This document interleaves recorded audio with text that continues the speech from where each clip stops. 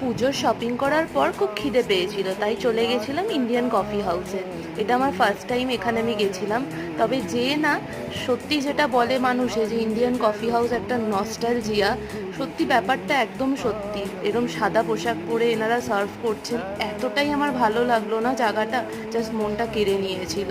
আর Indian coffee হাউসে গেছি, coffee না খেলে হয়, তাই নিয়েছিলাম দুটো কোল্ড কফি আর দুটো হট কফি।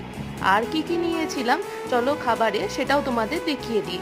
একটা নিয়েছিলাম দেখো ফিশ ফ্রাই, একটা ছিল চিকেন কাটলেট, তার সাথে ছিল মিক্সড নুডলস, একটা ছিল ভেজ ফ্রাইড রাইস আর একটা ছিল চিকেন ফ্রাইড রাইস। খাবারের কোয়ালিটিও কিন্তু বেশ ভালো ছিল, বেশ ভালোও লাগলো খেয়ে।